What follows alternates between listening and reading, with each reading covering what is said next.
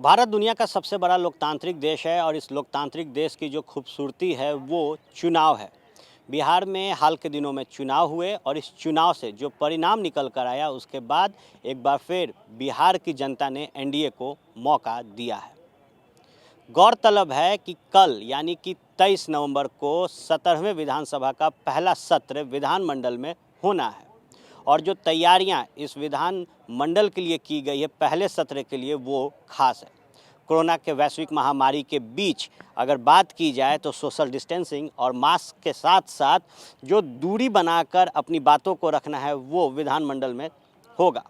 16वें विधानसभा का अंतिम जो सत्र हुआ था उसे ज्ञान भवन में आयोजित करवाया गया था, वो भी कोरोना काल में हुआ था, जिसमें देखा गया था कि कई तरीके के जो नियम थे वो लगाए गए थे। ज्ञान भवन को विधानमंडल का स्वरूप दिया गया था। जो भी नेता आए थे वो अपनी बातों को रखे थे और उस सत्र में कई अहम मुद्दों पर मुहर लगाई गई थी। अब जब 17वें विधानसभा का पहला सत्र कल विधानमंडल में होगा तो ये भी वैश्विक महामारी के बीच होगा। जो प्रोग्राम रखे गए हैं इस सत्र में वो इस तरीके के हैं कि 23 तारीख से 27 तारीख तक विधानसभा सत्र चलाया जाएगा। पहले दिन जो नवनिर्वाचित विधायक हैं उनका शपथ करवाया जाएगा। 24 तारीख को भी जो नवनिर्वाचित विधायक हैं उनका शपथ ग्रहण होगा।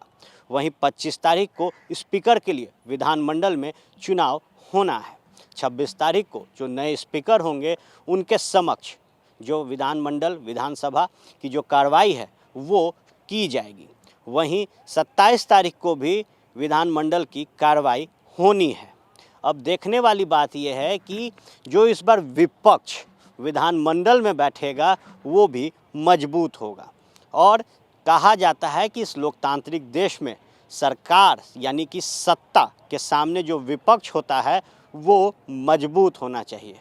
जब 17वें विधानसभा का सत्र आयोजित करवाया जाएगा तो सत्ता के सामने एक मजबूत विपक्ष होगा, मुद्दों पर बात की जाएगी। प्रोटेम स्पीकर के तौर पर कल जीतन राम मांझी यहाँ पे जो नवनिर्वाचित विधायक आएंगे उनका शपथ ग्रहण करवाएंगे। पक्ष के वो विधायक हों या फिर विपक्ष के, हर कोई कल यहाँ बैठकर शपथ लेगा और बिहार के विधान की रचना के लिए शपथ लेते हुए अपने काम को आगे बढ़ाएगा। गौरतलब हो कि कोरोना के वैश्विक महामारी के बीच पहली दफ़ा जब 17वीं विधानसभा का पहला सत्र आयोजित किया जाएगा तो ये आयोजन सेंट्रल हॉल में रखा जाएगा।